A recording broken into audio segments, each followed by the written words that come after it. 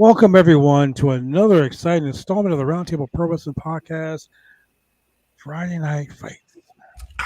It is I, the Francis Player Double B Babber, joined by the chemical one himself, the mixologist of professional wrestling, Mr. Chemical Julian, and the hardest working woman in all of BodySlam.net history, J. Shell Nicole. What is up, ladies and gentlemen? Hi, guys. She's so shy right now, but let me tell you about this girl. 50 plus interviews, 50 plus like articles, and like she's doing her own show on BodySlam.net. She's interviewing one Mr. Shane Taylor. As a matter of fact, Jay Show, I gotta tell you, tonight I sat and talked to Shane Taylor for about 30 minutes on a special exclusive interview that can be seen here on BodySlam.net. And we talked about a lot of things. And we talked about you. I kind of put you over because that's what I do. I put people over. And now he is very excited to meet you. Also, he's excited to kill Cassidy Haynes with the Chop Challenge. Your boy. I set Cassidy up. I feel bad. No, I don't feel bad. Cassidy was texting me, and I'm like, dude, I'm setting you up right now. Your life's going to end tonight. It's going to end. Cassidy is going to get chopped, and I mean chopped. Is that at WrestleCade? At WrestleCade. Yeah. I mean, it's going to be on and cracking. He got Thunder Rosa, too, at WrestleCade, so that'll be a fun. Oh, man, it's just going to be beat red. Yeah. So before we get into AEW AEW Rampage and WWE Smackdown, I would like to discuss the stupid budget cuts. This show is entitled Release A Mania 3. So I saw a little bit of news info that in the new edition of WWE 2K22, in the middle of career mode, you're going to get hit with, or GM mode, you're going to get hit with random budget cuts and lose half your roster. Oh my God. And have to figure out just what you're going to do. Shout out to Ryan Sullivan, who says Jay Shell is on her couch. Isn't on her No. couch. Where are you right now? Are you in the kitchen? I'm in my room. This is my room. We're just in the corner of my room now. I'm off of my bed. I put my ring light and everything. I'm trying now. Okay. Hey, well, you know what? Hey man, I got 4 ring lights up in this room. I can mail you one. Just shoot me your address. I will send you one of the many ring lights I have in this damn room. It's hotter than a fat chicken spandex in here. I swear to God. Some very sad news. And I mean very sad news. Hit Row is gone. Not only is Hit Row gone, but the most charismatic cruiserweight wrestler in the history of NXT. John Morrison? Shane Swerve Scott, brother. Yeah. He's formerly known as Isaiah Swerve Scott, but he's always Shane Strickland to me. So Hit Row's gone. John Morrison is gone. You got someone I really don't. I mean, look, let's start off by saying this. No one should lose their job. No one should make fun of someone losing their job. It sucks ass. So in the comments, please don't make fun of anyone losing their jobs. It's not cool. The budget cut lie. You made $460 million this quarter, and you're firing people for budget cuts. I watched JShell do a podcast this morning, and you were very upset. That's why I was like, I gotta get you on the show. You were very upset, and I told Shane Taylor a little bit about why you were upset. And once this interview drops tomorrow, guys, on BodySlam.net, www.bodyslam.net, on YouTube, on the Roundtable Pro Wrestling Podcast YouTube channel as well. Once this interview drops, you're going to see a whole different side of Shane Taylor promotions. Hey, got pop quiz. How do rich people stay rich? How do rich people stay rich? By firing people, apparently. By being cheap. pretty much, if you want to keep on making money and keep those numbers high, you reduce your overhead. And okay, so I understand that. And so quite honestly, Hit Row got the same treatment that a lot of NXT talent has gotten once they got called up. It's almost like they get called up just to get rid of them. So it's like they're reducing the NXT bottom line dollars so they can make room for a new talent, and then just dump them off. So I'm going to ask you this, Jay Show. Before you go any further, Julian, I need to know, Jay Show. Earlier today, you had some very spicy takes. I appreciate your spicy takes because honestly, I fucking believe everything you were saying this morning. So lay some of these spicy takes out there. Why do you think Hit Row was really removed? Okay, so basically last night was a very raw reaction. Like it was like probably like 2 or so hours after the releases had happened, and all of my emotions were very fresh. And the most immediate thing I noticed was how they allowed Hit Row to be themselves and authentically represent Black culture. I know lots of people could resonate with Hit Row. Like I could resonate with Hit Row, right? And for them to be portrayed in that light on WWE TV, somebody had to go, yeah, this isn't working. We don't like Black culture. We only like Black culture when we do Black culture our way, which is what we've seen recently. So if we focus on the actual oppression that is happening, this is blatant racism. I don't know how else to explain this. I've said this before, and every time that there are Black wrestlers or something like that who reach a championship, people begin to believe that WWE is racist, that they have lots of diversity and all of that stuff. But if you look at their mid-card, who really is there? I was trying to earlier kind of figure out what Black wrestlers are there really within the WWE. So there's Bianca, there's Sasha, there's Ricochet, and he's in mid-card, which is okay. There's Amos, there's Apollo. all of the New Day. Huh?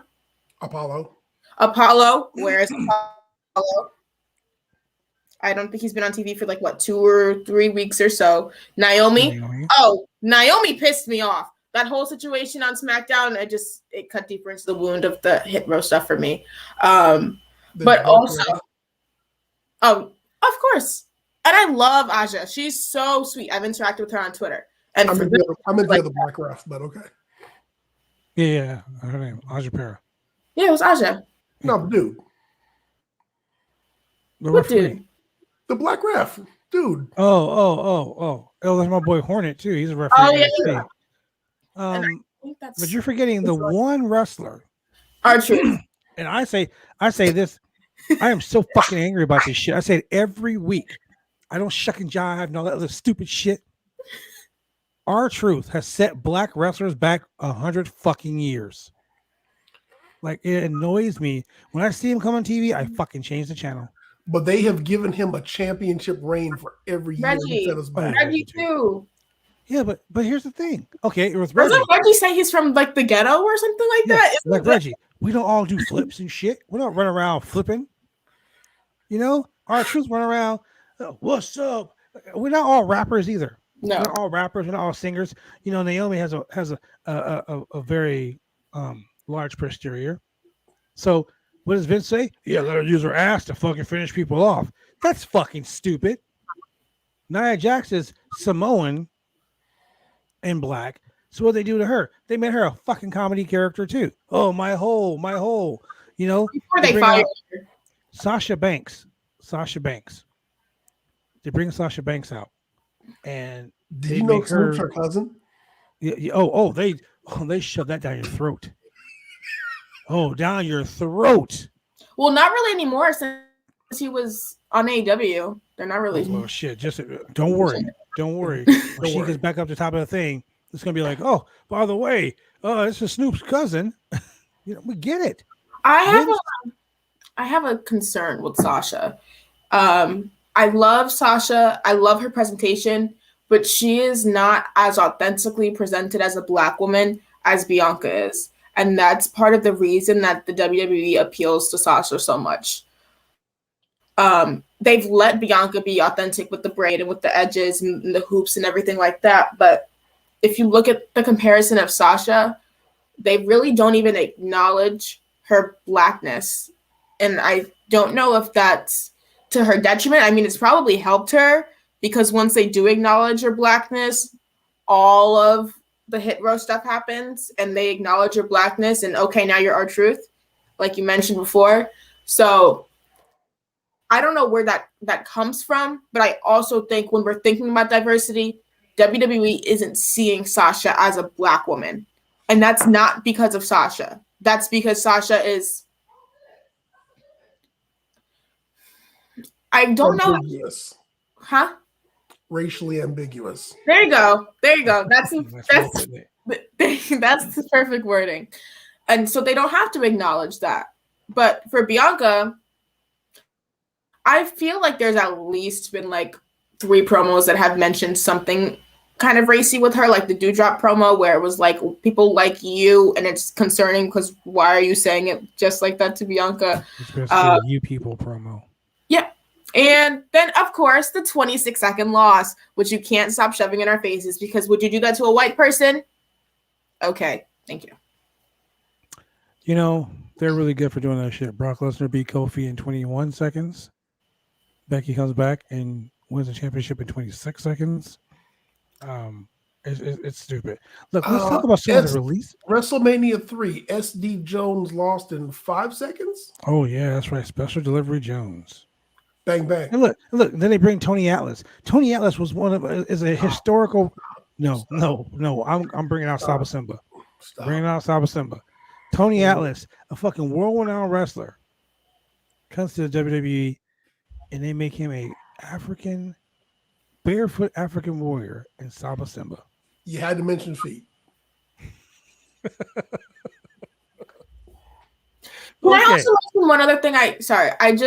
While you said that, I just thought about this. But one of the reasons I think Vince is so attracted to Omos is because he's Black and he's big and he thinks of him. Sorry, I don't know how else to frame this, but he thinks of him as like an African warrior. So he's not afraid to like use him like that. True. I you know what? I believe everything you're saying. I think Vince has a fetish for Black people, but he doesn't know how to. Vince goes to fuck. Who was that? Vince was like going to concerts. This one, god damn it, I can't think of who it was. But you can imagine Vince just chilling at home, with his fucking do-rag on, looking in the mirror like, "What's up? What's up? I'm Vince McMahon. Hey pal, what's up? You're fucking getting jiggy with it, my friend. You know." So fucking 80s shit, you know. Let's crisscross, let's jump. Like you can just see him doing some stupid shit like that. But let's talk about let's talk about their 2021 WWE releases so far, and there's a fucking lot. It is now November. It is November 19. There's been Bobby Fish, Mercedes Martinez, Leon Ruff, Tyler Russ, Bronson Reed, Jake Atlas, Ari Sterling, Kona Reeves, Zachariah Smith, Asher Hale, Giant Zanier, Stephon Smith, Desmond Troy, Bray Wyatt, Chase Parker, Matt Martell, Killian Dane, Bria Shafir, Arturo Ruiz, Kurt Stallion, Sunil Singh, Samira Singh. The Singh brothers are very cool fucking guys. Shout out to them. Lars Sullivan, Steve Cutler, Andrade, Billy Kay, Peyton Royce, Samoa Joe, who's been hired back, Kalisto, Chelsea Green, Mickey James, Tucker, Bo Dallas. You gotta believe in that. Mojo Rowley. I don't really care about him, but whatever. Wesley Blake, Jessamine Duke. Is it Kavita Devi? Vanessa Bourne, Skylar Story, Ezra Judge, Alexander Wolf, Velveteen Dream, Braun Strowman, Lana, Buddy Murphy, Aleister Black, Ruby Riott, August Gray. August Gray literally got fucking signed on Monday, released on Friday. That sucks ass.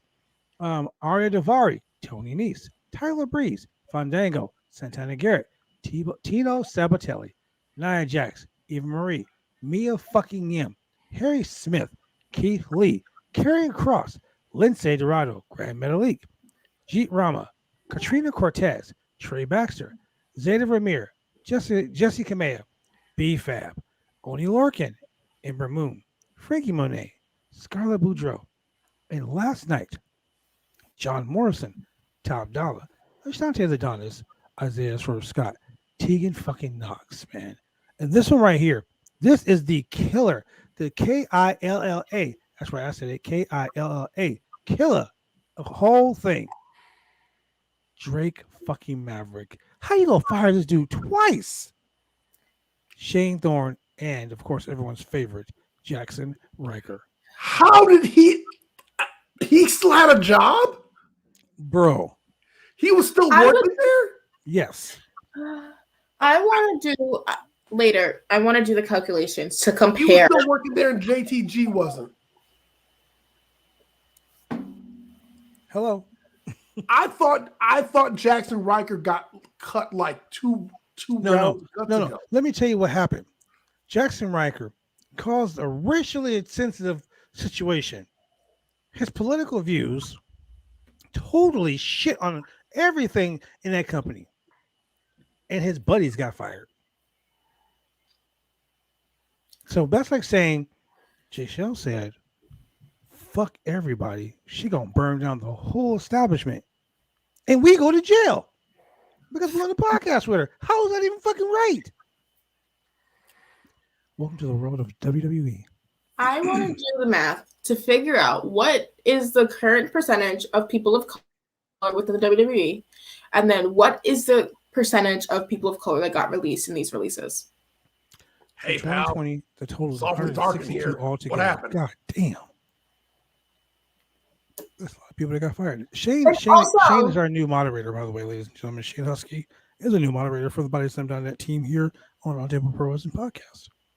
Also, I mentioned this on Twitter. I don't know if I mentioned it on the show or not. I don't really remember. But you look at Jackson Riker and how long it took him to get released. And lots of people are saying that the reason that Top Dollar and all of Hit Row was released was because of the rap that he released on Twitter aimed at Jinder Mahal and Shanky. Okay, now before we go any further, let me tell you this. This is what I read this on Twitter earlier today, and it really shocked me. That the WWE didn't see any relevance to Hit Row other than Top Dollar. Top Dollar was the guy that Vince was like, he's going to be a star. And the other two guys are just there. They're too small for Vince. And that was what it is. But what I was saying was that they hold black people, well, everyone in general, hold black people to a higher standard than they hold white people to. And that is the reason that Jackson Riker was allowed to slide by for so long. Because why? Vince also likely has those beliefs himself. I would put money on it.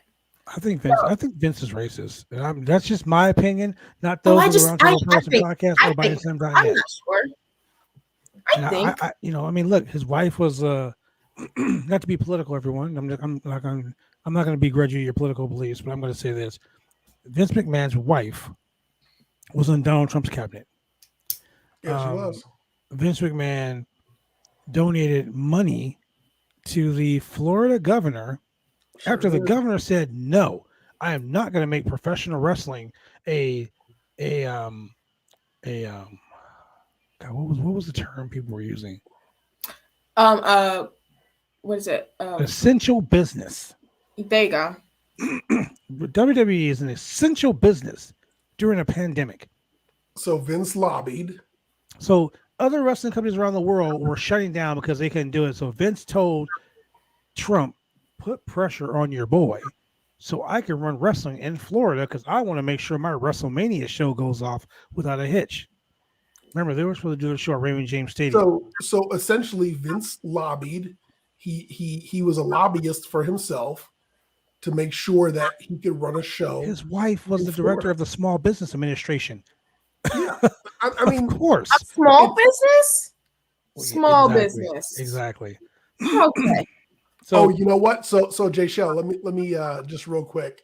So in my real job is I'm a chemical engineer and I participate in sometimes what I do is I participate in bids and a lot of these things they ask if you're a small business, minority owned business, so forth and so on.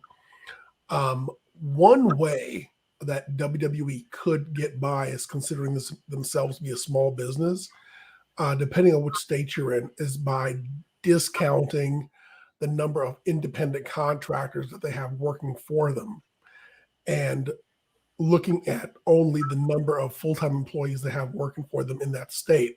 And so they could be like, oh, we're a smaller business, or we're not, or we're just below that threshold for a large business. And so there you go.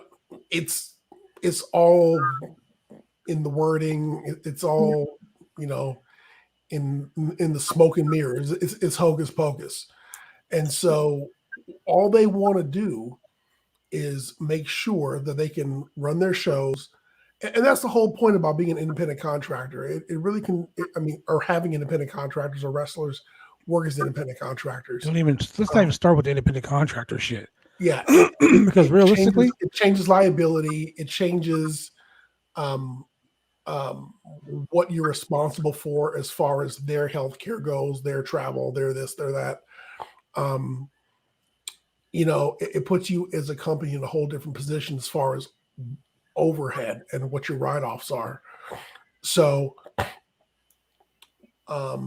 what WWE is doing, and in the case with Florida, when they were trying to be able to keep Full Sail University shows going, when they were running Monday Night Raw from Full Sail University, that was the whole point.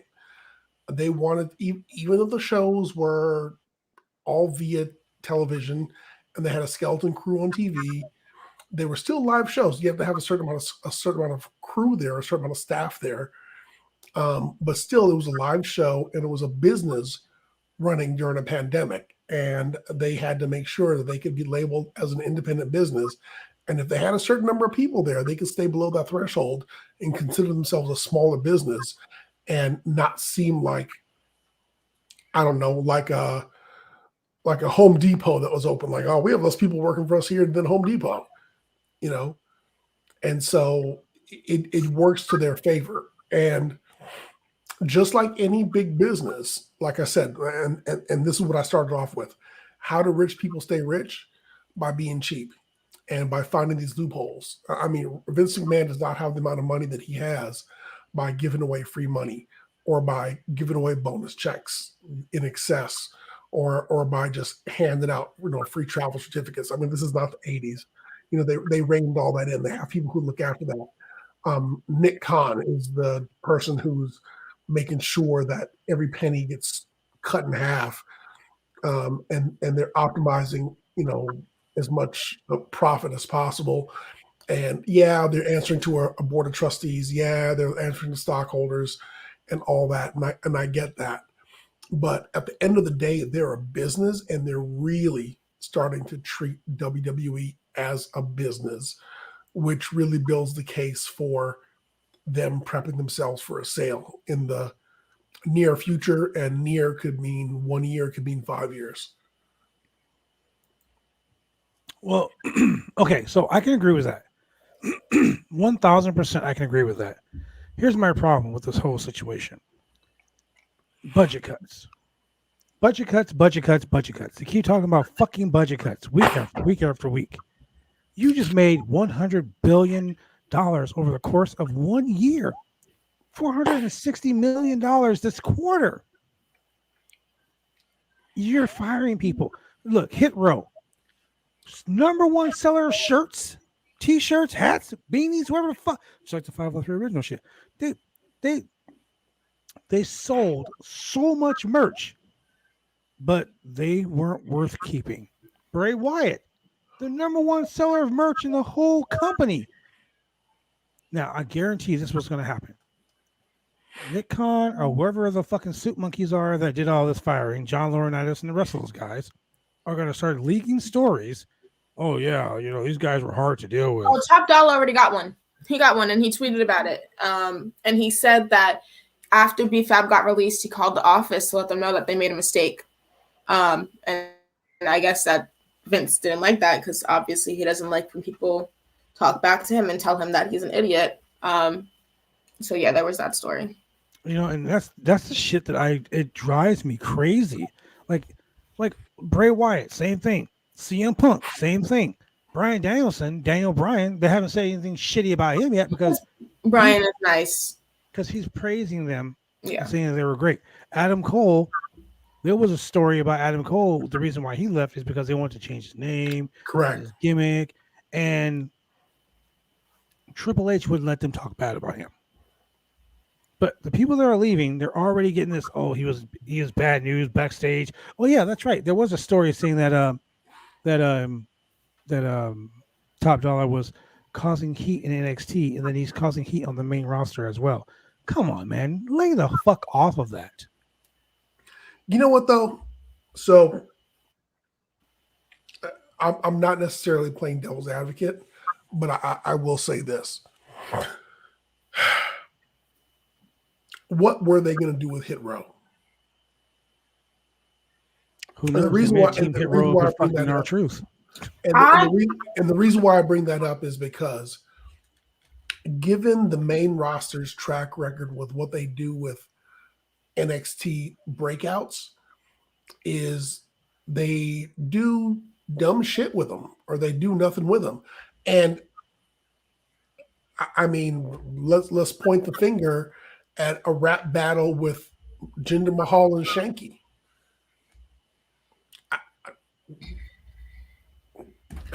Racism gets rewarded. And that's what we saw today when Jinder got put into that fatal 4-way for the Survivor Series slot. You're racist on TV, you get rewarded. And that was what happened creatively. And if you look at how Hit Row could have been booked, I think it was Alex Pulowski from Fightful who pitched this idea, was that Swerve should come up and on the first night win the Intercontinental Championship from Shinsuke Nakamura. And that would have been perfect. Swerve would have had the title. And then if you wanted to, you could put Top Dollar and Adonis against the Usos for a really good match, or even the New Day or something like that, something to build some credibility. And I think all of us would have wanted to see that. And it would have been so easy to book and so easy to see if you would have saw the potential in them that we thought that you saw when you called them up in the draft, 3 weeks ago, a month ago? So, yeah. So you're making a number of assumptions. And one of those assumptions is that WWE has actually any sort of investment in the Intercontinental title. No, that title doesn't mean anything anymore. That was the workhorse title. None of the mid-card titles mean anything. That was the Jay Shell title right there, baby. The Intercontinental title, the hardest working title. Look, let me put it this way. When that championship was out, when the Miz was running with that championship, it meant something. Yeah, the Miz and Dolph and Bret all Hart, Mr. Perfect, Kurt Hennig. When those guys held that, Owen Hart, when those guys held that title, it meant something. Now, and don't get me wrong, I love Shinsuke Nakamura. He was the greatest booker in the history of booking when I was with New Japan. I love that guy. But they totally just watered him down with the whole nutshot gimmick. And he's Asian. So of course Vince, I'm surprised Vince didn't give him the whole I choppy choppy your pee-pee like he did with God, what was it? Kaientai. Yes. You know, Vince does stuff like that, and it sucks. It really sucks. By the way, shout out to my boy Damon. He's watching for the very first time. Hello, Damon. Anyway, going back to what I was talking about. The racism in WWE is totally like it. Look, let me put it this way. The Hurt Business. The Hurt Business was getting over. The fans love the Hurt Business. They were so over because there were 4 black dudes dressed in nice suits, came out like Evolution. They were coming out and they were just doing the most. Bobby Lashley was the world champion. You had MVP. You had the tag team champions. You know, Cedric Alexander and Shelton Benjamin. By the way, 2 amazing athletes. Amazing. Who weren't shucking and jiving. They weren't dancing and singing and rapping. Correct. They were wrestlers. They came out and they did their job and they looked good doing it. So Vince was like, oh no, pal, these guys are getting over. Psst, let's give them the Bad News Brown gimmick. Let's kick them out. No, we can't do this.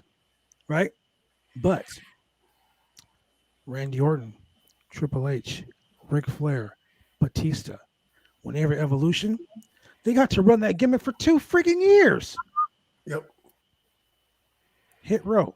You gave them carte blanche to do what they wanted to do, to get themselves over. And look, they start getting themselves over. Oh no, we gotta get rid of these guys. Nope, gotta get rid of these guys. They're doing too much. Jackson Riker, on the other hand, he might as well tattoo the swastika on his chest and name himself Hitler. And that dude kept his job while other dudes got fired. You know, they say surround yourself with people who will make you better. Well, the two guys that made him better are now better somewhere else. Well, that guy still had a job. Teagan Knox, she's been, you know, okay, I gotta understand why they released her. I mean, she's injury prone. I get it. She's been hurt a lot, but she's still young, and she gave her life's blood to this business. Isaiah Swerve Scott has been around the Indies a long time. A phenomenal athlete. Dude had a great podcast, Swerve City Podcast. WWE bought that. Now, guess what? It's probably going to be gone. Or they'll probably put Byron Saxton in there. Never know. Top Dollar, Ashante Adonis. Ashante Adonis has had 3 years of wrestling. He's still green. He still has a lot to learn. If I were him, I would go to not Booker T school. I'd go to like Dustin Road School or something. I go somewhere where he can learn and improve and he can get himself better. And maybe start working shows like PWG, Defy, BCW Worldwide. I think he goes to the Nightmare Factory. Yeah, and exactly. Goes to Cody. He gets himself a lot more training and starts working indies and builds himself up. Now, Top Dollar, he already shot down the indies. You know, he thinks he's better than the indies. It sucks. Did he? Oh, yeah. It sucks. Well, not completely. The whole issue with the Bucks and indie wrestling is where it started. I mean, yeah, but he made that video trying to appeal to some of the indies, and he retweeted when an indie show wanted to book him or something like that. So I think he did in the moment, but now he's trying to backtrack on it. Well, yeah, so like I say, look, ladies and gentlemen, I say this all the time on every podcast, every wrestling show. When I'm wrestling out around the world, I say this to the guys in the locker room, and I always tell people when you post online, be careful what you say. Be careful how you say it, because the internet doesn't forget. Sure doesn't. Classic example. You guys watch that show, The Flash? Of course. Hartley Sawyer, who was the elongated man, made a sexual comment and a racial comment in 1998, and he got fired 2 seasons ago for those comments he made on Twitter. About Vanessa Blue? Well, I don't know what it was about, but the internet doesn't forget. Sammy Guevara, the current AEW TNT champion, yes, made a comment about Sasha Banks. I remember that. A really horrible comment. It was really bad. It was so really bad. Really bad. It was so bad that I often wish that I didn't stop homicide when I did. But it was really bad. You know the story. It was really bad. And he said that comment like 5 years ago. Someone brought that comment back up during the Speak Out movement last year. Yep. The internet doesn't forget. Be careful what you say. Be careful what you tweet. Be careful what you text. Be careful what you Snapchat. Especially with the search bar now on Twitter. That's going to get a lot of people in trouble. Boom. Budge. Boom. Exactly. So with that being said, like Jackson Riker and guys like that. We forgot one really cool person too. Shane Thorne. John Morrison. Oh, I was getting to that. I have theories about that. Shane Thorne is another guy from Retribution. That dude, Damon, cover your ears because I know you're young. You should be hearing this part of the story. They were giving him the Outback Jack treatment. That dude bust his fucking ass.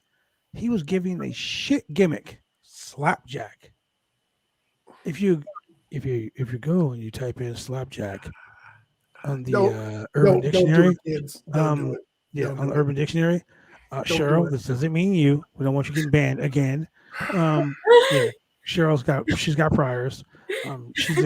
She's always in the good old Facebook jail. She's a Facebook penitentiary. She's a shot caller in Facebook penitentiary. You can find Google that term. Sanchez dirty. Exactly. Wow. If you Google that term in the Urban Dictionary, it has some very explicit terms. So for Vince McMahon to think it was a joke to name this guy after that, it's crazy. And this guy did it. So if I'm a business owner and this guy comes to me for a job, I'm gonna be like, you know what? That dude took chicken shit and not made it chicken salad, but he made it chicken cordon bleu. I'm gonna give this guy a job. Shane Thorne is super talented, uber talented. That guy can go anywhere. Maybe Shane. Shane. Maybe you're right. Maybe a TM61 reunion. Certainly better than a 3MB reunion. That's for sure. That might happen. He can go to New Japan. Hey, he can look, join Chaos. That SmackDown roster is going to get so thin. Oh my Jesus! That's SmackDown all part of my master plan right now.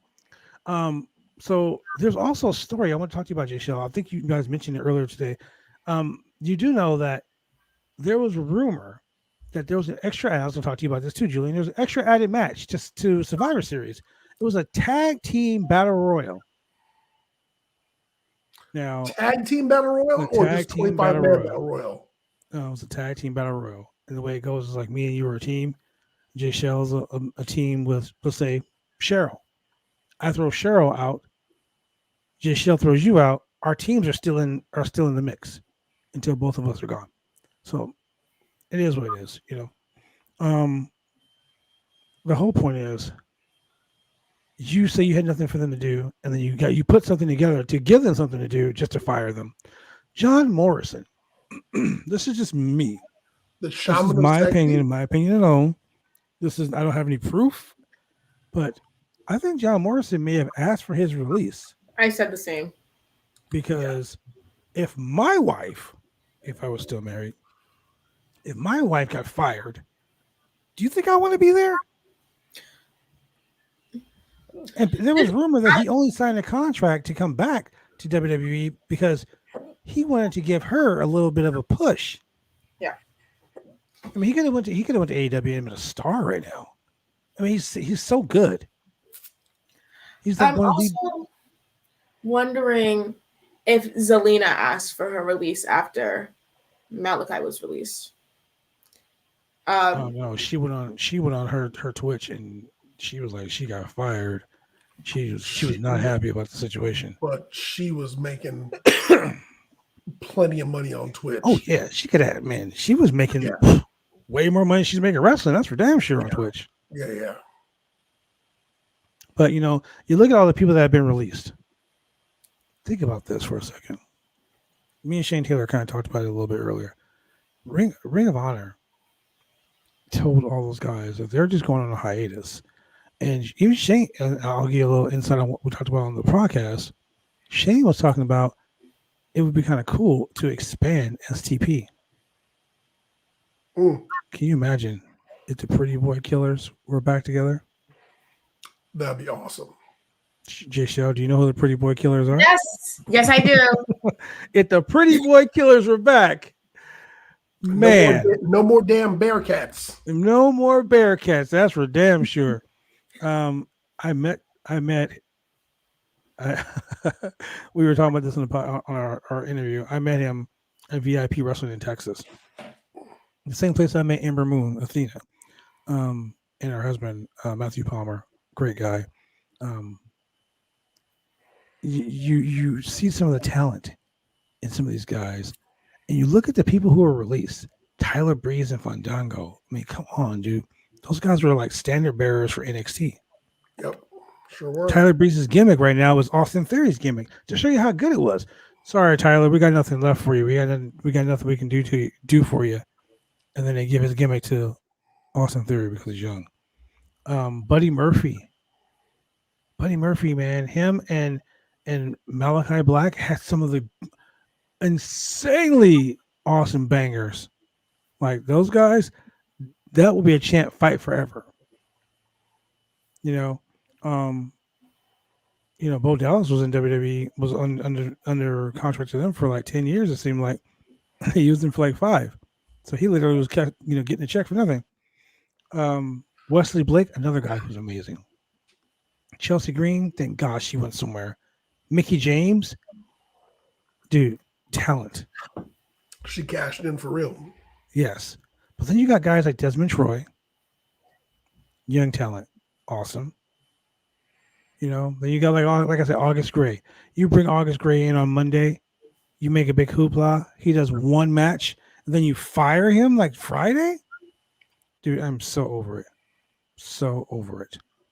So anyway, Giselle, I'm gonna give you a little bit. I'm gonna give you the floor, so you can go ahead and express your opinions. And ladies and gentlemen, these are the opinions of Miss Giselle Nicole, and not those of the Roundtable Person Podcast or BodySlam.net. These are simply her thoughts.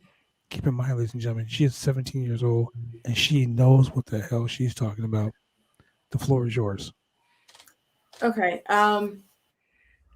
So I had the same opinion about the John Morrison situation, about John Morrison likely only coming because of Taya, and then requesting his release as well, because didn't he find out about his wife's release when he was like in another country, like overseas or something like that? He was just on tour. Right, exactly. Yeah, that's a horrible thing to do, but something I would expect from the company. Remember, they sent CM Punk letter. They sent CM Punk on his wedding day with you're AJ. Fired, yeah, you know. Well, he did. Wasn't it to AJ too or something like that, or what? It was just Punk. No, AJ quit after that, but they sent Okay. CM Punk. They sent him a.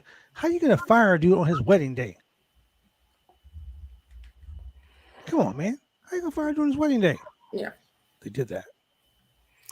And also, I want because I'm going to leave soon. I just wanted to touch on the feud with Naomi in general and how Sonya Deville's been portrayed. We've only really seen her sort of attack women of color. So the thing that she did with Aaliyah is also a woman of color, but it was because she was with Naomi, right? But now you're using two Black women to battle each other and to cause dissension within supposedly Black women within the locker room. Because if we analyze this as if it's something real, right? In real life, Black women don't publicly tear each other down like that in a place of work, right? So for them to portray that and try to once again break our culture through the media, it's extremely disheartening. And then for Sonya to just talk to Aja like she's nothing and like she's worthless, and even for Shotsy to scream at Bianca that she's trash and that she's worthless in the middle of the match, all of this stuff is not even within the gray area. It's beyond that. It's blatant racism that WWE has portrayed and will continue to portray. So once again, I'm always on Twitter and I'm always seeing these arguments that WWE is one of the most diverse companies. That's not what it is. All of their stars that are Black have had accomplishments, right? But that's because they put stock in them and they haven't tried to do that with anybody else since. They're not prepping their mid-card Black folks. They're not trying to help the other Black women within the company. It's like, what are we doing here? So, you know, it's funny. not even. I mean, we say people of color, and most people think we're just talking about Black people, but no, Hispanics too. Look at Andrade. Look what Andrade said. Andrade was like, dude, like, yo, like he said, if you're a Hispanic and you work for the WWE, they're gonna have you dressed up as a gardener, like they did the Mexicools. Or they're gonna have you do something stupid. Like, not everyone can be Eddie Guerrero. Not everyone can be Rey Mysterio. Those were guys that came into WWE with such fanfare because of where they came from that you could not be like, oh no, I'm never gonna push these guys. You had to. Yeah. You had to. But then they brought Psychosis in. They brought guys like that in. They brought Grand Metalik. You know, Grand Metalik is a legend in Mexico. You put him together with Lince Dorado, and you put him together with, what's his name? Sin Cara. Sin Cara. And you put, well, I don't like Sin Cara. I had a personal issue with him. Kalisto. You put them together with Kalisto. And they do a lucha gimmick, but you make them jobbers. Some of those guys they're such great athletes. Even if you're a Tozawa, and if you look at NXT too, and you see Jacket Time, I don't watch NXT Jacket Time. like week by week, but you made Kushida a member of a group called Jacket Time. Keep in mind, Kushida is a legend in Japan We're talking Yeah. about a former IWGP Junior Heavyweight Champion. You know, Yep. like you're gonna take this guy's gimmick. Like that's why Jushin Liger didn't stay. Jushin Liger came for one show, out. Tatsumi Fujinami, one show, out. This is why the WWE can't work with anybody. Now, AEW, the forbidden door is wide open. They work with AAA, they work with New Japan, all the Joshis, they work with Stardom, Shine, Shimmer. Like they work with all of these companies. Ring of Honor, Impact Wrestling. They work with all of these companies. And I'm gonna tell you why. And people say, "Oh, bad blood, you're on the AEW bandwagon because your friends and family work there." Nothing to do with that shit. You want to know what it is? One man, Tony Khan. And I'm going to tell you why I say Tony Khan. Because Tony Khan is a wrestling fan. He's a businessman. Don't get me wrong. The guy runs the Jaguars. He runs the soccer teams. He's a numbers guy. He's an analytics guy. But he listens to what the fans want. Okay. 80. You know what? Look, on his worst day, he's done more for professional wrestling in 2 years than Vince has done in the last 30. And I say professional wrestling, not sports entertainment, not the movies, professional wrestling. To a point where guys like Bryan Danielson, who swear by Vince McMahon is a great guy, the WWE is an amazing place to work. Adam Cole, yeah, working for NXT and WWE was the greatest thing in my life. But you fucking left. Think about that for a second. Your job is so great. Your boss is so fantastic. But you fucking leave. You know my feelings on that. I know your feelings on it, and I'll tell you. I've heard rumors from several people that worked in the WWE that are now gone, and a few people that still work there, that people are walking around on eggshells.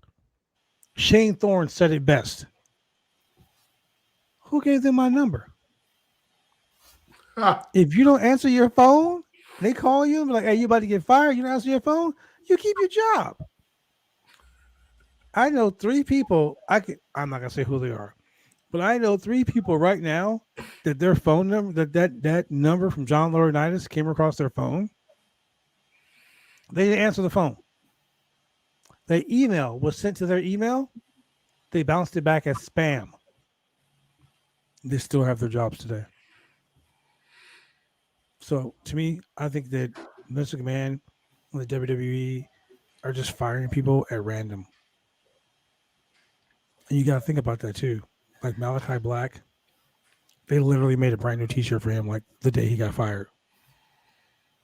They literally brought Hit Row up, and then they fired them a week later, 2 weeks later. They didn't even give them the 3-week push. 2 weeks later, they were gone. All of them. Think about that for a second. Keith Lee, they give him a new gimmick, Bearcat. Gone. Harry Smith didn't even debut on fucking TV. Harry Smith didn't even make it to TV. Gone. He was gone. Yep. Now, there's rumors about some people with the, oh, well, they don't want to get vaccinated. There's several people that, it is what it is. But, it's weird. It's weird. But let's go on from here because this is very, it made me so angry. Like I went on Twitter and I'm just like, this company. Shout out to Luke Owen, Luke Owen DAD. Shout out to him for that whole this company. Like think about it, man. This company is just it's depressing. And in an age right now where we're going through the pandemic and depression's on an all-time high right now. You shouldn't have to walk around your workplace afraid to answer your fucking phone. Right. Drug overdoses at an all-time high. Yeah, and apparently getting fired in WWE is an all-time high as well because of budget cuts because they can't afford you. That too. They can't afford to pay their guys, but they just got like $100 billion from Saudi Prince. and he's made what was it, Shane? $256 million this quarter. Dude, that's a lot of fucking money, man. But like you said, the rich want to stay rich.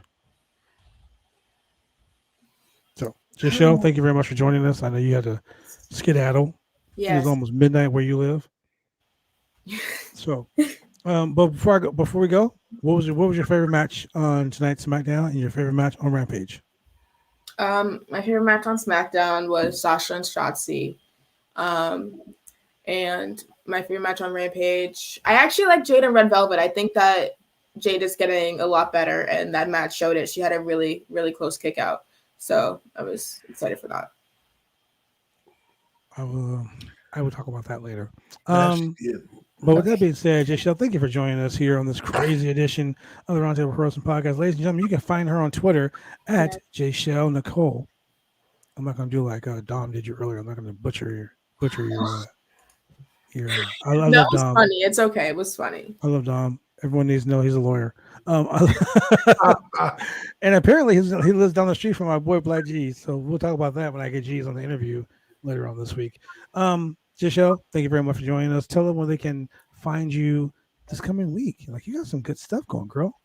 Yeah, this Thursday we will be dropping the Shane Taylor interview, and then this Friday is the debut of the Fantasy Booking Friday show with me and Carissa on Body Slam, and it's at 5 p.m. EST. Wait. What about the special guest?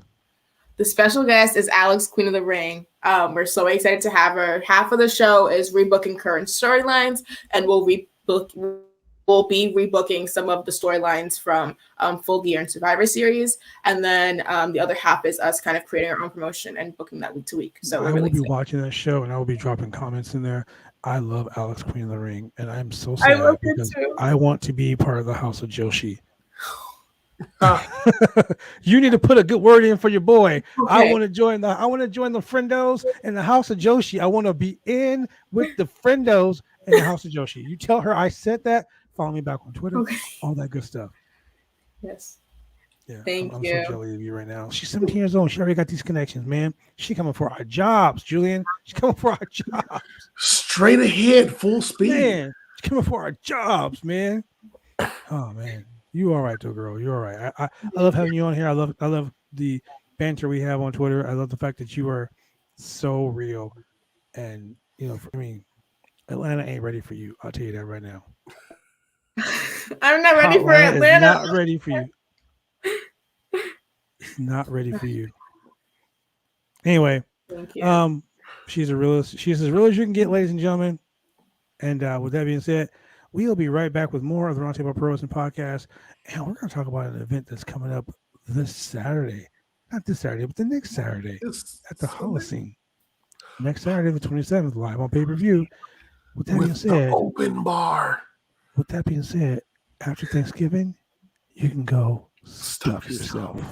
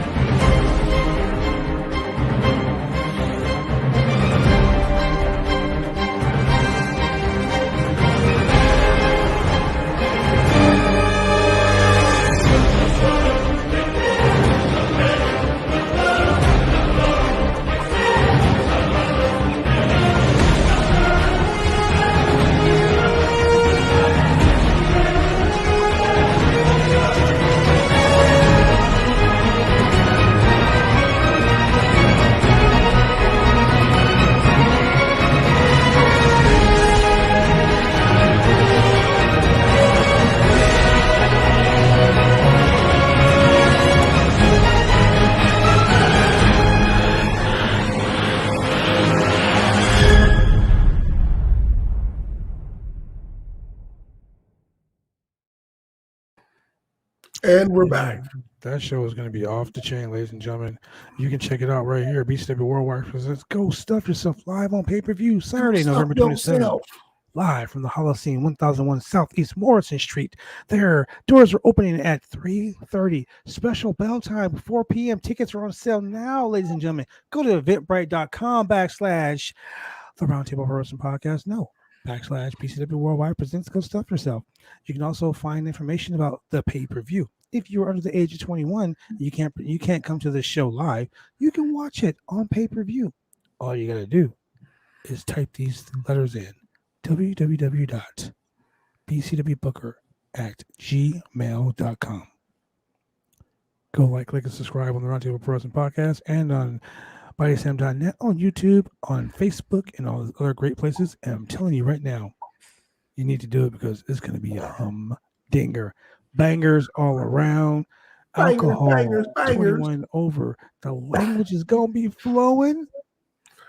And I understand the street fight might even spill over to the strip club across the way. Who knows? Bad Blood's going to curse.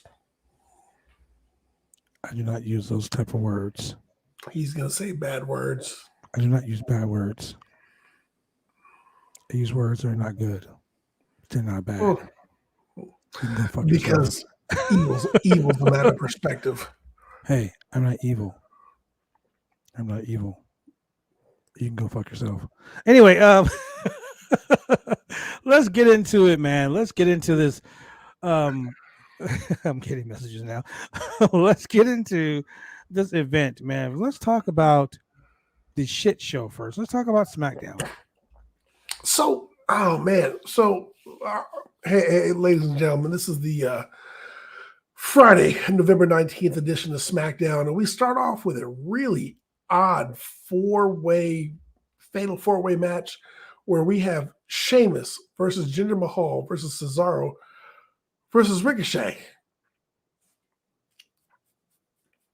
Right before Survivor Series. I was weird about this whole thing. Didn't why? I don't know. So, hey, I'll give you a hint. So, actually, earlier, we did a predictions podcast a couple days ago, and we were like, hey, who's going to be the fifth man? Like the whole NWO thing.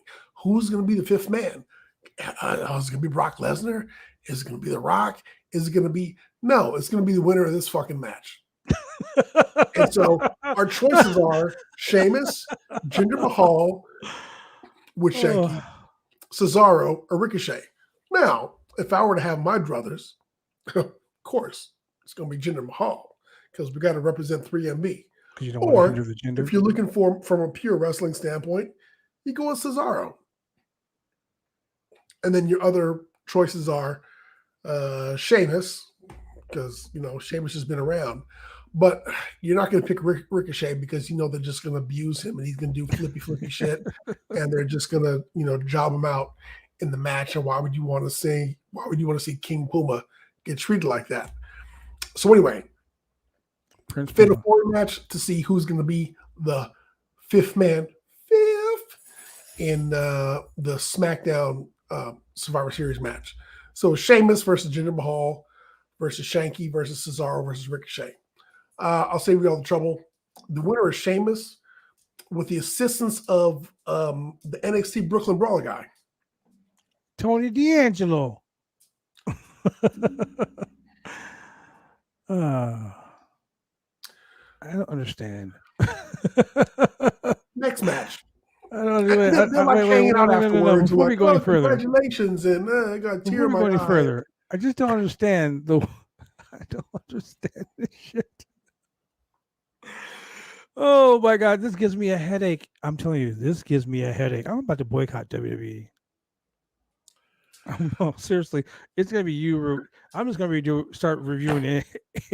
I'm gonna be like Kay Hensler. I'm gonna be I'm gonna review certain shows. Unfortunately, she has to review NXT, but You think that match gave you a headache? Our next match is the tag team match. It's Aaliyah and Naomi versus Shayna Baszler and Natalya. Ding, ding, ding. Natalya rolls up Naomi.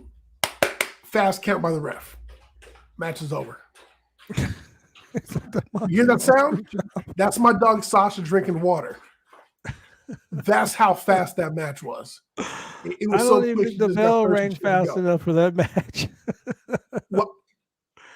And so, if you just tuned into the podcast, we weren't listening earlier, we're talking about how it was a female black ref, Aja, not Aja Kong, just Aja, who did the fast count, and how what's her name, the GM, kind of got her to screw Naomi Sonya again.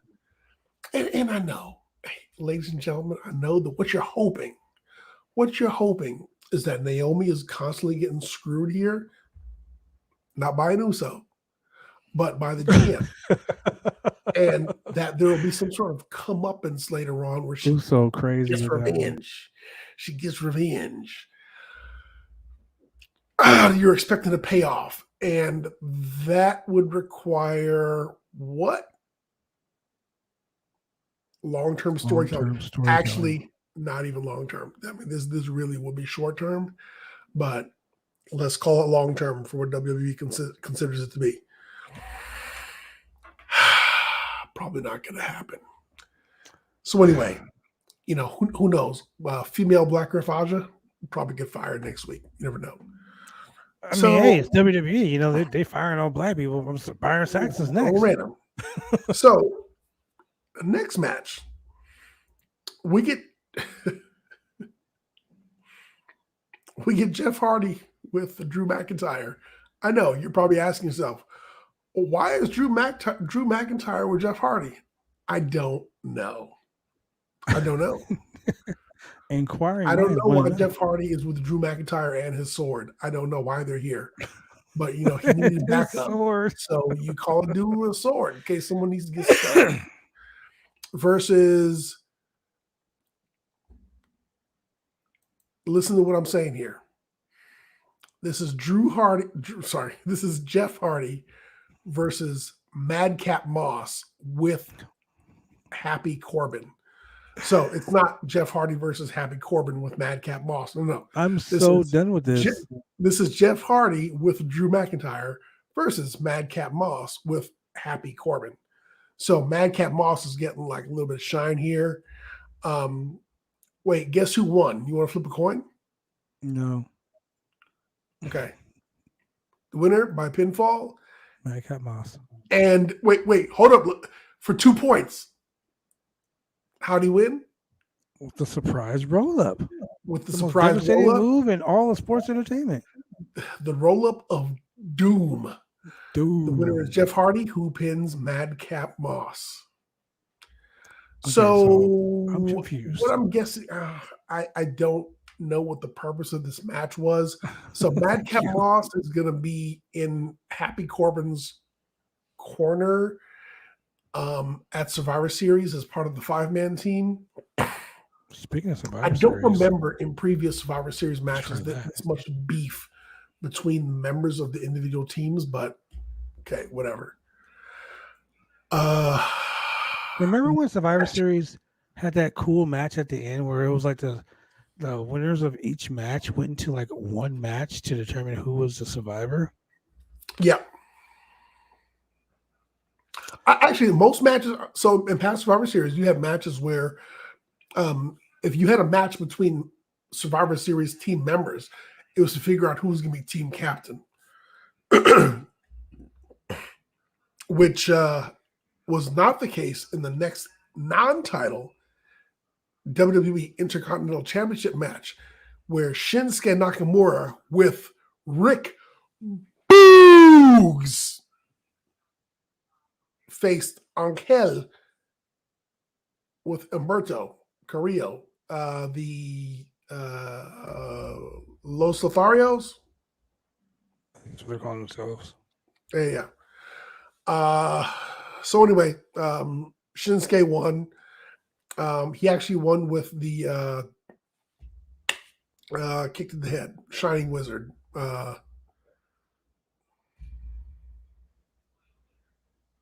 Kinshasa. Ladies and gentlemen, Julian, who is normally very on point, is so confused about what happened tonight. Kinshasa. He cannot get it out. Let me go ahead and give Amanda Cornelius a shout out right here. She asked a question about BCW Worldwide. BCW Worldwide is going to be where? At the Holocene live November 27th, which is next Saturday. The Holocene is at 1001 Southeast of Morrison Street, downtown Portland, Oregon. The doors are opening at 3:30. Bell time's at 4 o'clock, Amanda. And It's so 21 does and over. Bar. Make sure you have your vaccination card or a current test. You can get tickets right now on eventbrite.com/BCW Worldwide Presents. Go stuff yourself. So go ahead, go stuff those tickets and get some, girl. You're going to have a good time at the show. Trust and believe it is going to be on point. And Amanda, just in case you have kids under the age of 21 that want to watch the show, we got you covered. Hit us up at bcwbooker@gmail.com. That is bcwbooker@gmail.com to get information on how you can get the special link for the live pay-per-view. Continue, Mr. Julian. All right, so final match of the night is Sasha Banks versus Shotsy. If you guys remember, and you probably don't because you're wrestling fans and you have wrestling fans' memory, and this is what Vince McMahon is banking on. Shotzi and Sasha Banks have a little bit of beef because when Shotzi went for her title match, Sasha was helping her out, and it ended up in a loss. So for whatever reason, Shotzi got like really pissed at her and started beating the crap out of her. So now, Sasha and Shotzi got beef, even though they're going to be on the same team in Survivor Series, whatever, and they've got a match. So as you all know, we are, Sasha had to do her little tribute to Eddie Guerrero. Hey, here's the funny thing about this match. Shotzi and Sasha are really dressed alike. Like they're wearing the same kind of like fishnet with the garter and the boots and all that. So maybe that's why they can't get along, because they're dressed alike. It's kind of like that bitch got my clothes on kind of thing. So anyway, so they're they've got kicks in the apron. They go outside the ropes and they're head to the ropes and kicks and dropping legs and dodging and all that. You got a couple stunners in there, but not really. They even fight through a commercial break. And surprise, surprise, really not a surprise. There's no roll-up here, but the winner of this match by submission is Sasha Banks. So Shotzi does not get her shine here. She's not going into Survivor Series as like the surprise winner or whatever. Sasha is going in with her record, quote unquote, intact. And Shotzi's just going to kind of have to live with it and be salty. And, on my Survivor Series card, I kind of have a line there that says who's going to walk out. And they're really setting up people to walk out on the teams as a whole. So that being said, you can tell why I'm just this company. Like, what else can you say? Like, they're liberally sabotaging their own product. How can you destroy your own pay-per-view? I don't get it. I just don't get it. But we do have a 25-man battle royal. And we did have Big E come out to assist King Woods on getting his shine back, and with an assault on the Usos and on the tribal chief himself. So that going into Survivor Series, we kind of have a little preview that it is going to be the New Day versus the Bloodline to an extent. However, I do believe that we're going to get some interference from Brock Lesnar, and at best, Big E may win by DQ. Yeah, I'm not really happy about this whole Survivor Series. But ladies and gentlemen, we will be doing a Survivor Series watch-along on Sunday. We're still doing that? Hey, but let's look at the bright side. You know what we do have in all this? We have Jinder Mahal in a 25-man battle royal. Don't hinder the gender. You don't hinder the gender, baby. I will give you that. Don't hinder the gender. We have Drew McIntyre on Team SmackDown. We are 2/3 of the way there, people. 2/3.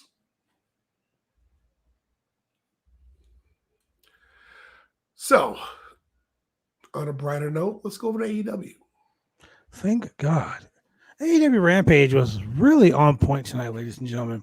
From the matches to, oh my God, let's just look. Let's talk about some of the great stuff that happened because, quite honestly, some great shit happened. I We'll like start Turner. off. Okay, so I don't understand that whole. I don't understand that. But to start the show off, we had Darby Allin versus the one Billy Gunn, the Gun Club himself, the man, Stop. the Not biggest the man, one the Billy Gun Club. not the one Billy Gunn. Stop. The one. He's the one Billy Gunn. The The ass commentary man. team, Excalibur, Taz, Ricky Starks, and Chris Jericho, all were talking. Sting accompanied Darby Allin to the ring. Now Darby Allin is obviously a small guy, and Billy Gunn is a giant. So Billy Gunn asked for a test of strength. Huge. Not as huge as Almost. As big as Almost though. But he goes to Darby Allin and he goes for the test of strength, and Darby literally slapped the shit out of Billy Gunn. That's right, ladies and gentlemen. There is shit all over the ring, feces all over the ring. It's sprayed. Eventually, Billy Gunn, grabbed him and just started ragdolling Allen all over the ring, just all over the ring. But Allen hit the stunner and a code red, and then he hit the coffin drop, and man. Not one, but he had a second. Second coffin drop. Billy Gunn kicked out at the one, so he had a second coffin drop. This match lasted 8 minutes 36 seconds. Billy Gunn lost to Darby Allin. The Gunn boys attacked, but Sting made the save, and then what he did. The Gun Club left Allin and Sting laying. So you can obviously expect the Gun Club versus Sting and Darby Allin on the next couple episodes of Rampage or even Dynamite. But something really funny happened after that. They recapped the CM Punk MJF angle that aired on Wednesday. Tony Schiavone was backstage talking to QT Marshall. QT Marshall. Have you noticed how QT Marshall looks like a light-skinned MVP? Right? And then he says he's going to beat up CM Punk in Chicago. Wow. Good luck with that. I don't understand. He's going to beat up CM Punk in Chicago. And, QT Marshall said he wonders if Punk would be embarrassed by him. It is what it is. But a match that happened tonight that we were talking about earlier with Jay Show. And I'm pretty sure Chemical Julian, the man, the myth, the legend right here, is Mixologist. The Mixologist, I totally glanced over the Inner Circle video and Scorpio Sky and Ethan Page backstage, talking about the feud isn't over. Dan Lambert's never going to give him. I don't care about Dan Lambert. I don't care about that. I'm going to glance over this whole American Top Team stupid Inner Circle jerk thing. This is the worst thing. This is the worst thing that AEW has put on. Other than QT Marshall saying he's going to beat up CM Punk. But in Chicago. I'd rather watch that. Yeah, in Chicago. I'd rather watch that than have to watch this bullshit. Anyway, so in a TBS Championship Tournament match, we had Red Velvet versus Jade Cargill. Before you go any further, my lady, the love of my life, Miss Shayla Brown, one of the top educators in the Long Beach Unified School District. Shout out. Came by here tonight, just in time for AEW. Oh. And I said, hey, you got to check out Jade Cargill and Red Velvet.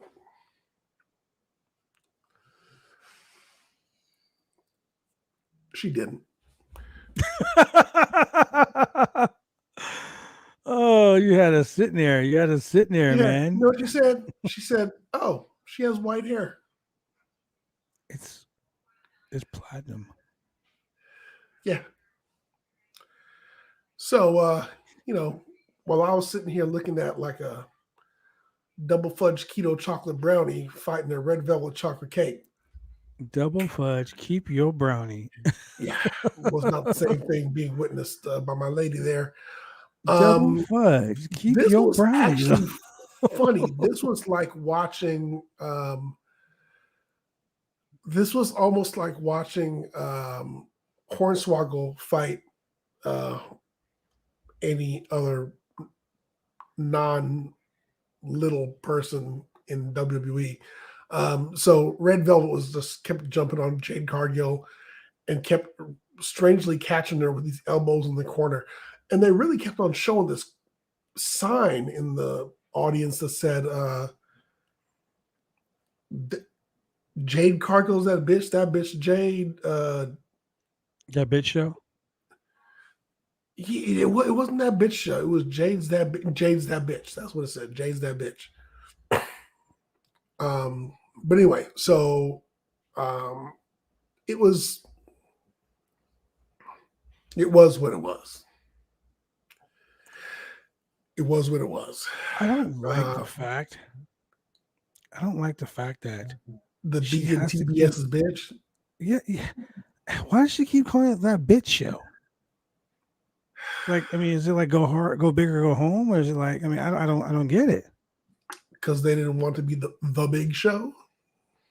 Why can't it just be Turner Broadcast System? You don't want the Turner Broadcasting System championship? I mean, why not? We got the TNT championship, the Turner Network Television. I'm just saying.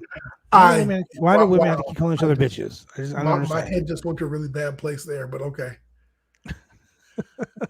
Anyway, after a pretty lackluster. Okay, so if I had to give this match a rating, I'm going to give it a solid 3 out of 10. And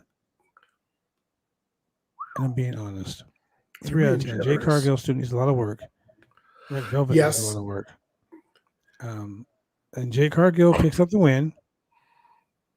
And she after is 9 minutes, almost 10 9 minutes 47 seconds to be exact. They got a gang of time.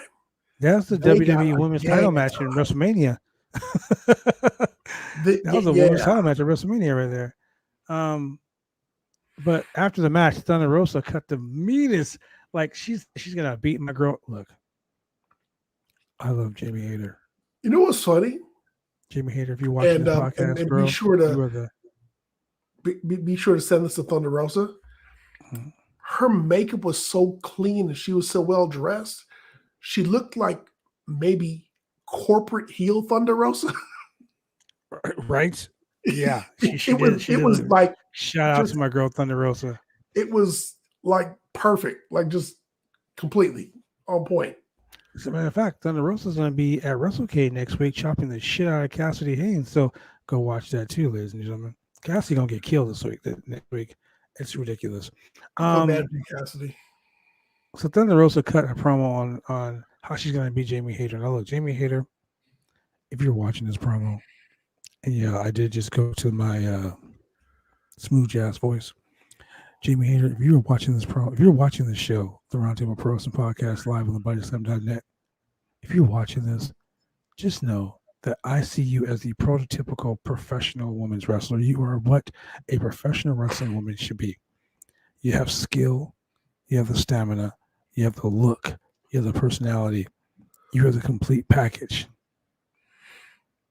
Awesome. The way you retooled yourself after the time you were sent back home during the pandemic, you came back beast mode. I am your biggest fan. Best woman wrestler around. Thunder Rosa, I love you, but yeah, Jamie Hayter is the best woman wrestler around right now. Well, that's not Britt Baker.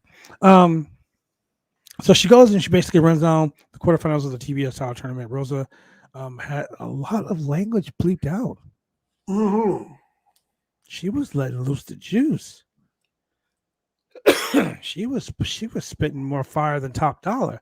I mean, she was doing the most. Hopefully, too soon. Mind right? you, we heard the word shit several times this night. Man, yes. So then we go back to backstage with an interview with CM Punk. Punk said CM Punk is in Chicago. That's high stakes. He's lost big in Chicago, but he's won big in Chicago. And QT Marshall can bring his bad attitude to Chicago the day before Thanksgiving, and in the most cheesiest thing he could ever say, because then we'll find out who the turkey is. I don't I love CM Punk. I love the gimmick. I love CM Punk. I don't like happy CM Punk. I like CM Punk that comes in like he did at MJF and embarrasses the shit out of you. I like pipe bomb CM Punk. I like early WWF CM Punk. You like I like CM Punk I like the voice of the voiceless. I like the guy who came out there and eviscerated you with his mouth and then kicked your head in with his feet. This happy-go-lucky stage diving. Oh, I'm so happy to be here, CM Punk. I'm going to go out on a limb. Hey, what's wrong with that? And I'm going to say CM Punk is the biggest fucking heel next to Daniel Bryan. I will buy that. Once he flips that switch, I'll buy that for $1. Game over. Like someone, like I was thinking about it. MJF is the biggest, slimiest piece of shit heel in AEW, and he chose to CM Punk chose to come out and interrupt him, and basically say, you are shit. I'm gonna prove to you why you're shit. But what if CM Punk came out and only got involved with this whole situation because he sees himself in MJF? And only one of us can be the biggest asshole here, so I'm going to beat you so I can be the biggest asshole. Correct. That's what I see. So, can I tell you my favorite part of that whole exchange?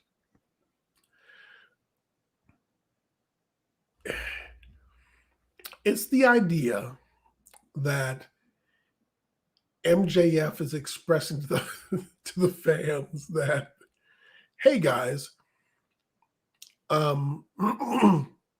want you to have a suspension of belief that CM Punk does not watch all of AEW and therefore does not watch any of my matches and therefore does not know who I am. Okay, so start there. So he turns around, he goes, Maxwell. That was so funny. He was, and then CM Punk looked at him and laughed. It's such a dick move. It was. It's such a dick move. Blatant disrespect. But then CM Punk laughing and turning away, you go, okay, who's being the dick? CM Punk was being the dick. But here's the funny thing about that. As he's walking away, the camera pans back to MJF, and he's like, do you fucking believe this? It was so funny. Exactly. Oh, man. That I do this thing in the ring when I'm blatantly disrespecting someone. As a professional wrestler, you always wipe your feet when you get in the ring. Yeah. I do it in the ring in your direction. Because to me, I'm disrespecting you. You're like a dog kicking your feet. Like exactly. Yeah. That's what I saw CM Punk do. Just like the whole Bryan Danielson thing. Like he beats you, he wants to shake your hand. Yeah, I'm better than you. I beat your ass. I shake my hand. But he didn't say, allow me to introduce myself, MJF. That was funny. Maxwell. It'd be really funny if next week CM Punk is in the ring. MJF comes down, steps into the ring, face to face with CM Punk, and says, and I quote, "Thank you for coming to my TED Talk," and walk away. I will punch a dude in the throat for saying some shit like that to me. Yeah. So let's do this before we get into the main event, because this promo, I'm a Christian. I love Christian. And I love Christian specifically for his line in this promo before the main event. So let's go to a quick commercial break, and we'll be back. And I'm going to laugh at that line over and over and over again. It's almost like missionary every single night. I had to bring that up. We'll be right back, ladies and gentlemen. Drive me insane! I'll be cruised on lanes, I've been taking all the fun out!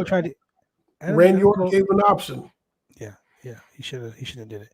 Adam Cole comes out, and Jungle Boy. He says the Jungle Boy tried to end his career Full Gear. Jungle Man. Jungle Man. Matt chimes in, same thing. So Mark Henry says, "Hey, Jungle Boy, Luchasaurus, are you guys afraid of any interference?" Christian Cage says this, and I quote, "They beat the living shit out of the heels at full gear."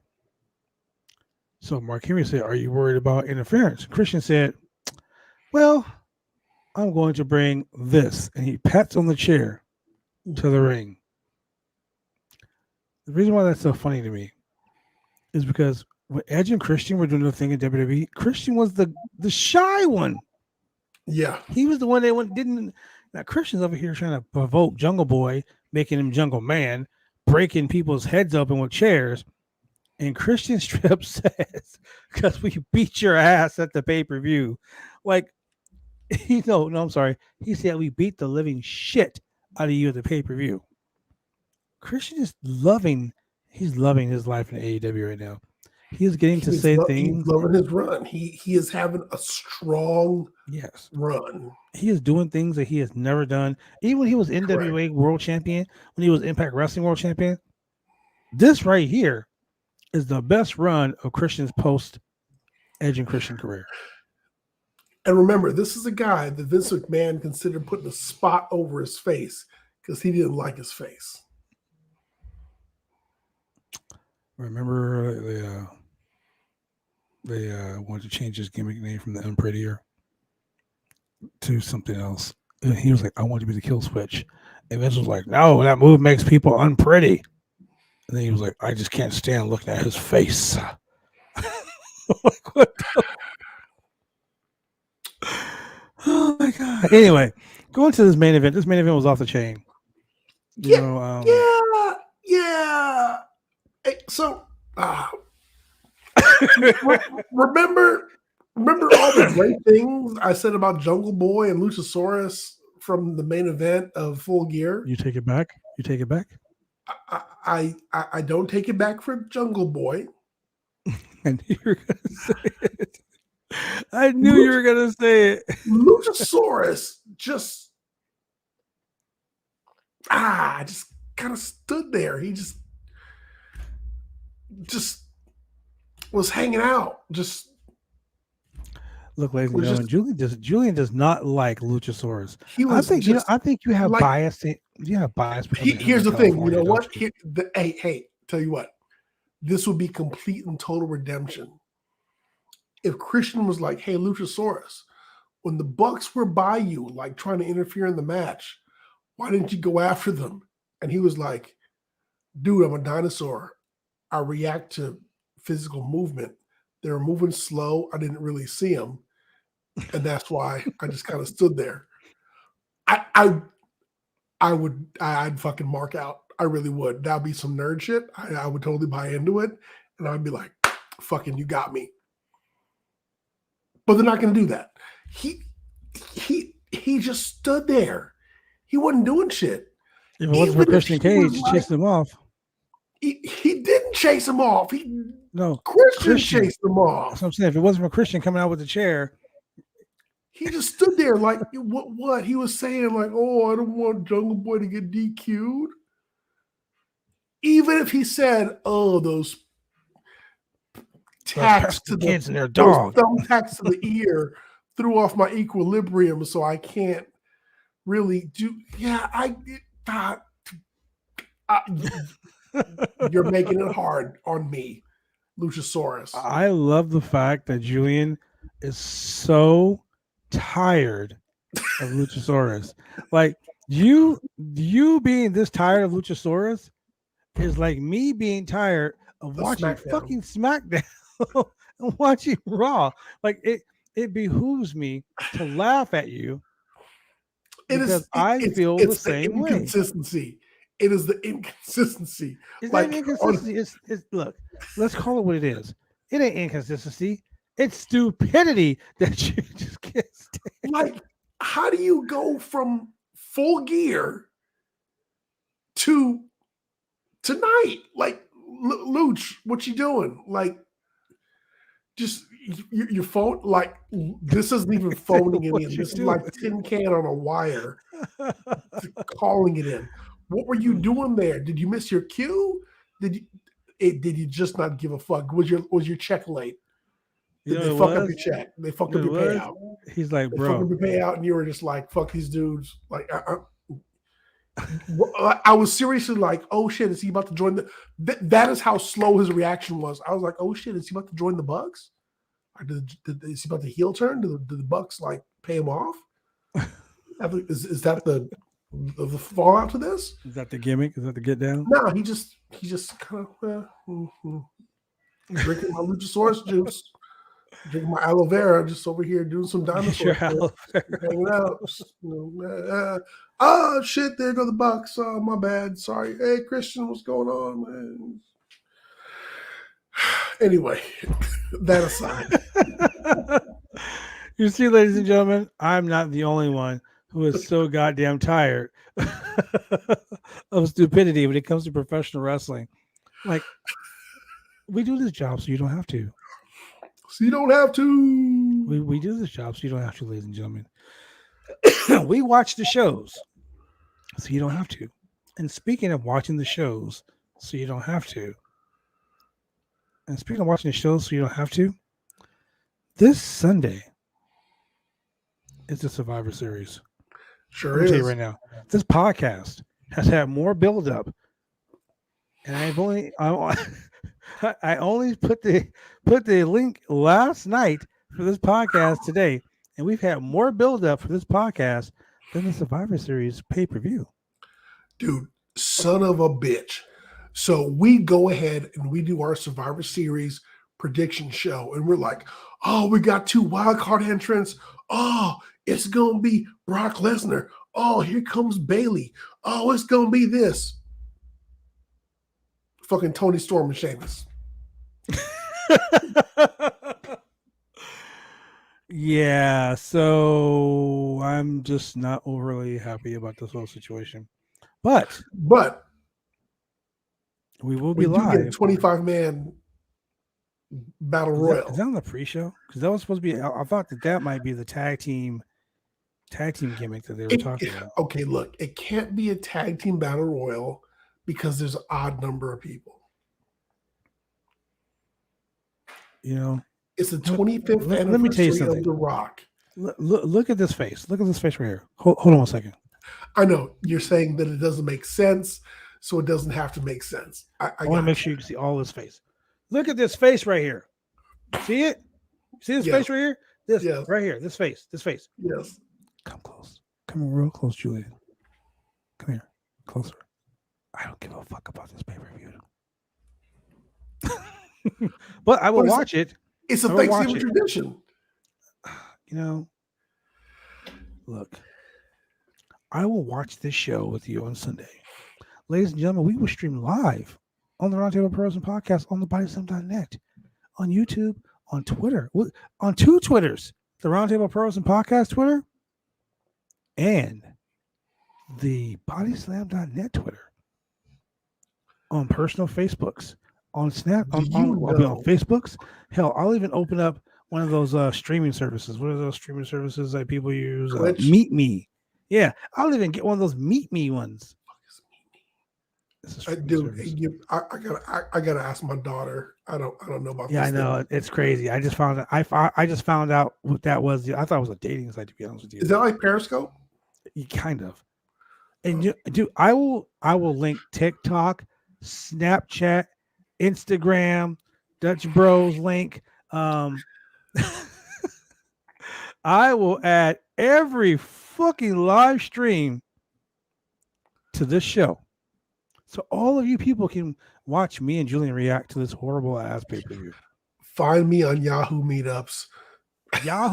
Dude, I forgot about Yahoo Meetups. Wait. You know what else? You know what else I have?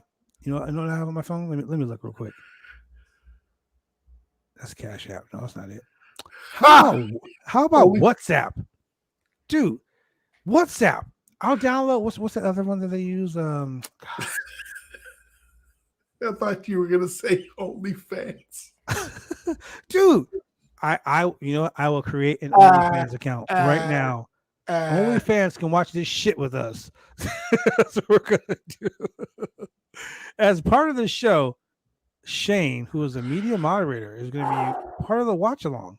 Yes, Shane, you can be part of the watch along. Shane is also a Twitch streamer. So Shane, hell, we'll stream it on Twitch. BCW Shane, Worldwide has a Twitch channel. We'll stream. Misery loves company. I want to make sure, ladies and gentlemen, I gotta watch this shit. So do you. You know what? All I'm going to say is this: this battle royal has one bright spot.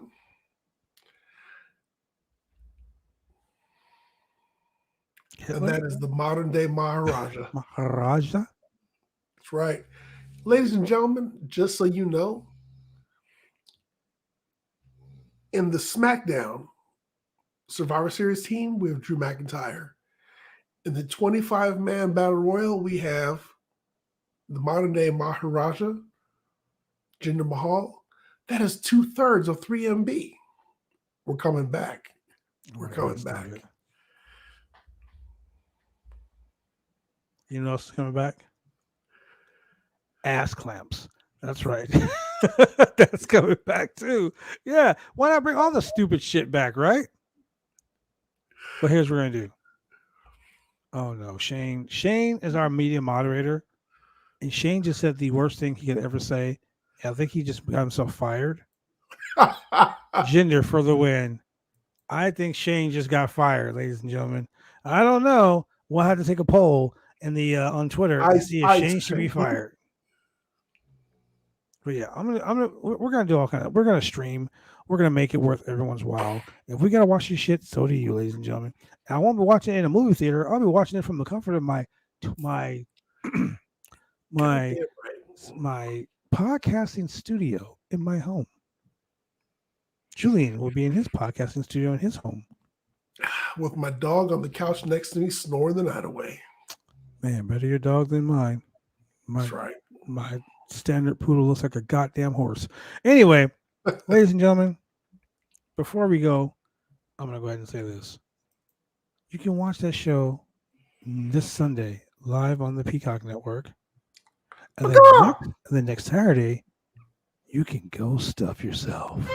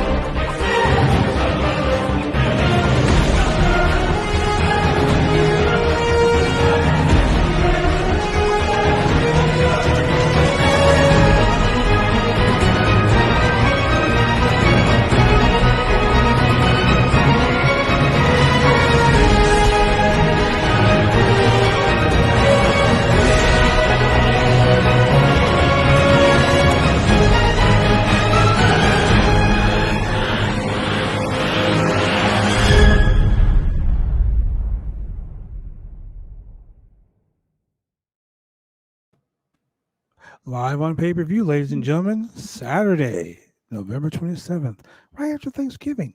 BCW Worldwide presents Go Stuff Yourself. Ladies and gentlemen, 3:30 p.m. The door is open. Bail time is 4 p.m. Tickets are on sale now on Eventbrite.com, or you can be 21 and over, and you can come down to the Holocene Theater, 1001 Southeast Morrison Street in Portland, Oregon. Tickets are on sale right now. You can go to Eventbrite.com/BCW Worldwide. Tickets are going fast. I mean, they're going faster than Grant Gustin on the TV show The Flash. They are in and out quick as shit. Tickets are almost gone. So if you want to go, you better get it. And if you can't be there live, then you know what you can do? Real simple. You can email bcwbooker@gmail.com. That is bcwbooker@gmail.com to get your tickets. Not only your tickets, but you can get live on pay-per-view. It's a real reasonable price, ladies and gentlemen. You might want to go ahead and click, and subscribe and get that shit done. So, Julian, are you ready for this? Are you ready for the Survivor Series? Our Survivor Series predictions? I'm ready to go. All right, ladies and gentlemen, me and Julian go head-to-head in predictions warfare once again on the Roundtable Pro Wrestling Podcast, brought to you by BodySlam.net. Ladies and gentlemen, thank you very much for joining us. This is your boy Chemical Julian here. And Julian, why don't you tell these awesome people who listen to us every week where they can watch us on TV? Are you in the Portland, Oregon area? I'll tell you what, if you're not listening to us on Spotify, Google Podcasts, or any of the podcast sources where you're downstreaming us and you're listening to us in the car while you're driving around, and you just want to see these beautiful chocolate faces in your face on the big screen QLED TVs, then you need to tune in on Mondays at 10 p.m. on Channel 22 Xfinity TV and Channel 8002 CenturyLink TV, or on Tuesdays at 9:30 p.m. on Channel 23 Xfinity TV and Channel 8003 CenturyLink TV, or on Wednesdays at 9:30 p.m. on Channel 11 Xfinity TV and CenturyLink TV. Man, we are everywhere. And you know what? If you want to support this channel, it's real simple. To support the channel, this product, go ahead and go to anchor.fm/roundtable podcast /support. Because guess what? We like being supported by you, ladies and gentlemen. We do. And if you're driving around town, like my boy here said, it's real simple. Google Podcasts, Apple, Spotify, Pandora, Amazon Music, iHeartRadio, and all other major podcast platforms. We are simply everywhere. And everywhere we are there. You know what? It's been a good thing. It's been a real good thing. But you know what else is real good?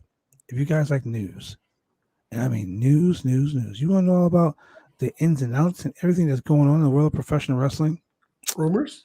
Man, rumors, News? spoilers, Speculation? You can go to Roundups. www.bodyslam.net. That is www.bodyslam.net.